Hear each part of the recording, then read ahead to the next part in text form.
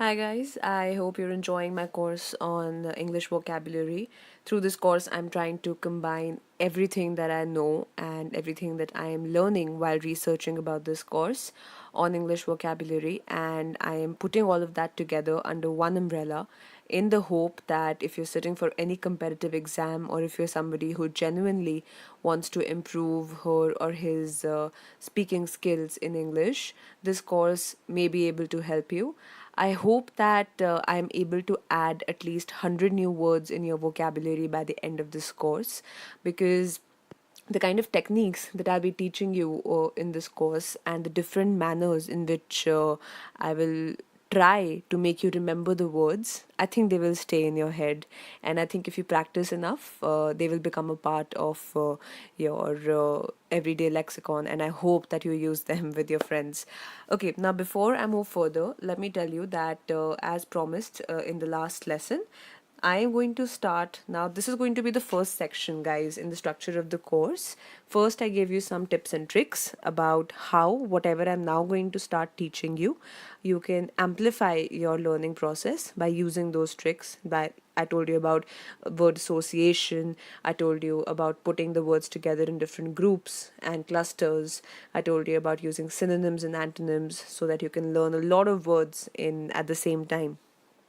And now what I'm going to do is I'm going to teach you the different roots that are used in English language. Okay, I'm just going to go a little ahead in this course just to give you an idea. So what you see up here, these are the roots. Okay, roots जिसको in Hindi हम जड़ बोलते हैं. So हम literally एक हर एक word जो मैं आपको इसमें पढ़ाऊंगी इंग्लिश वर्ड, हम उसकी जड़ तक जाएंगे और हम उस जड़ का मतलब समझेंगे कि वो वर्ड ओरिजिनेट कहाँ से हुआ है. And once we understand that, I think remembering the word would really be like a piece of cake. Yeah, it would not be difficult at all. But before I begin, and these are, of course, my first set of words, I'm going to cover roots that start from the letter A and B. But before I cover, I just want to check the feedback that I have got on the courses. I have the Unacademy site open in front of me right now, and I just wanted to respond to a couple of comments through this lesson right now. So, Vinay Singh, who has commented, Vinay, you need to understand that you have not used the word prolific correctly. You may use the word prolific with an artist, or if you cannot say that my voice is prolific. I think it's the wrong usage of the word. You may say that a person is a prolific writer or a composer or a sports player or an educator in this case. And prolific basically means somebody, it's somebody who does a lot of work, or it's characterized by great results, right? Like Mr. Amitabh Bachchan has done a lot of movies. That's why we called him a prolific actor or a prolific artist. So somebody's voice, I don't think you can use the word prolific there. So correct that usage. And Shanket Mohanty, I am going to touch upon essay writing in my next course. Right now, I'm just focusing on vocabulary, and so that is going to be the complete and total focus. Akhil to, to, Totathil, I'm sorry, I can't get the pronunciation right here. Akhil, you have got the word wrong. I have used the word vex in my lesson and not yex. It's vex, not yex. And yeah, I guess that's about it. Okay, let me go on to the other lesson and see if there is something else. Okay, Yash Bhadoria, he wants to know what is going to be the duration of this course. So Yash, I have not yet decided how many lessons I'm going to make, but I am going topic wise. So right now I am going to touch on the roots of various English words, and as I had mentioned earlier, we are going to cover all the letters from A to Z, and this may take up like a couple of lessons. Probably 10 to 15 of my lessons are now going to be dedicated to the roots of these words, because obviously I'll be giving you certain tests and some innovative tricks that I have come up with that can help you learn these words. So overall, I think because this is going to be a rather holistic course, I imagine this to last for up to 30 plus or 40 lessons at least, because everything under English vocabulary I intend to cover. Yeah. All right then. Since I have tried to answer almost all your queries that I saw on the Unacademy website, I'm now quickly going to jump on to my roots, right? Not my roots, but yeah, the roots of the various words. Now, guys, in just one line, if I explain what is the purpose of this particular lesson, it is that I'm going to take you through certain roots, and those would all be written in capital letters. Take a look at them, try to remember them and what they stand for. And in your exams, when you are asked those multiple choice questions, where you're asked what is the synonym of this word, or what is the antonym of this word, or what is the meaning of this word, or what is the closest to this word that you can guess, if you remember even like, let's say, 25 to 30% of these roots that I'm going to start teaching you now, I think you are going to ace these exams. I think it'll be very, very easy for you to answer these questions, right? So, in the first slide, I'm going to take you through the root and certain words that come with it. And in the next slide, I explain the meaning of those words so that you can remember them. And, guys, whatever you're learning here, if you're listening to this course, if you're taking this course up, please make sure that you have at least another laptop open in front of you where you're noting these words down, or you have a notebook in front of you where you note these down, and something that catches your attention, you're able to use that to remember these words. Otherwise, it's very difficult to keep a stock of all of these words in your brain, right? It's not that easy. All right, so we'll begin with the first root, ANIM, right? And don't think animal per se, just say hum ye word using this root ANIM, we can make the word animal. But yeah, this essentially means mind, spirit, or breath, somebody's breath. But it's the meaning of a root does not necessarily have to reflect in every word, right? Now, animosity, unanimous, and magnanimous are the three words that I have used, in which you can see ANIM, ANIM, and ANIM. This particular root is there in all these words. So if in the exam this question comes, you're like, yeah, I know, it was something to do with the mind and spirit, right?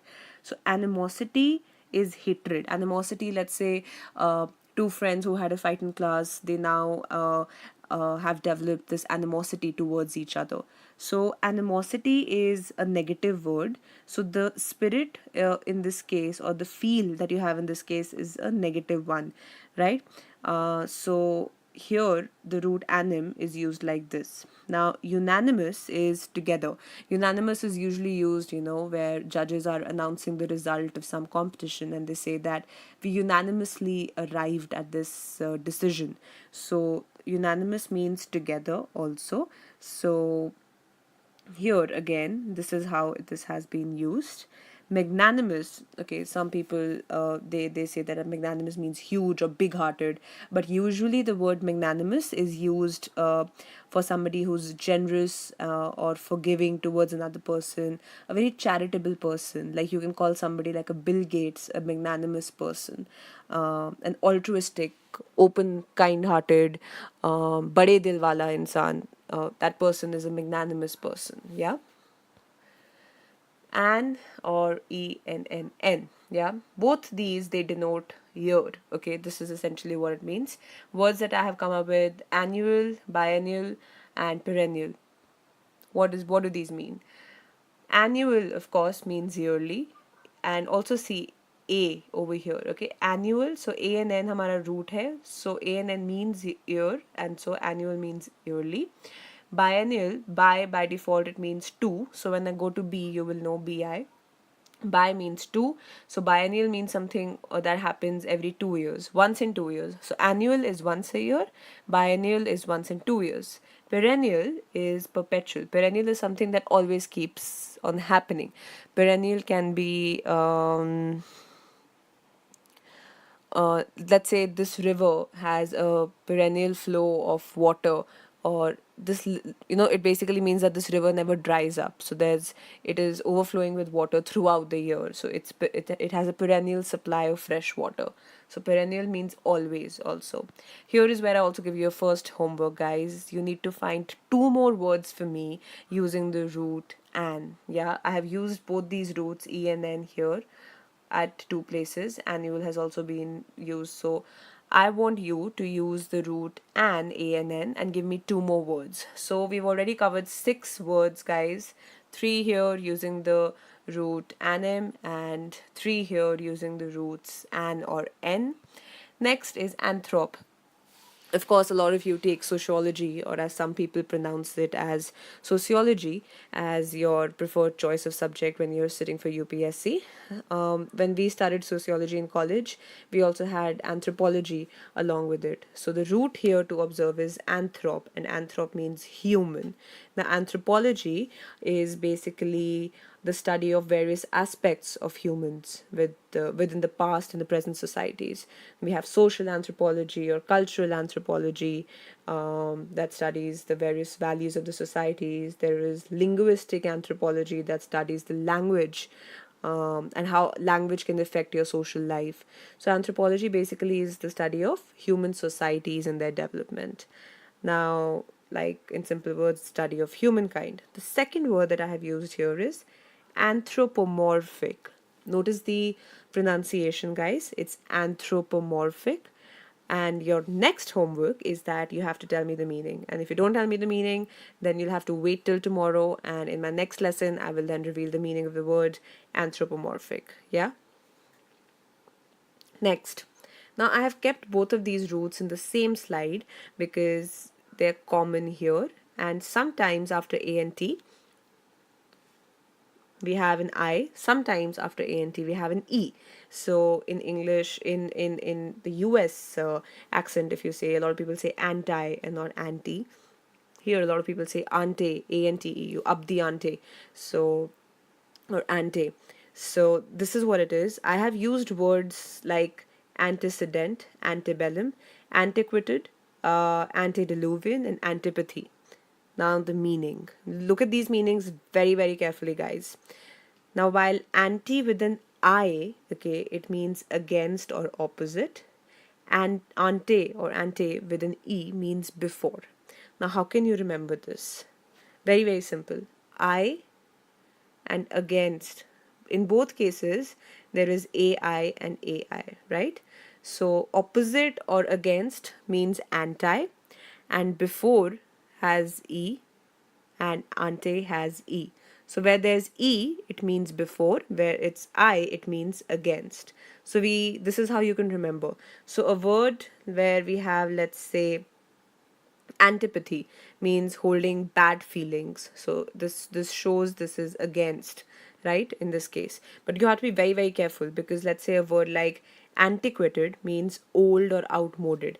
Antiquated, if I have to use this word in a sentence, I can say this antiquated cooking system, or something that is out of date, एकदम outdated हो गया है वो चीज़, old fashioned, पुराने ज़माने का. You can also use a word like primitive, obsolete, जिसका अभी ज़्यादा वो use नहीं है, we say antiquated for it. Antediluvian has a different meaning.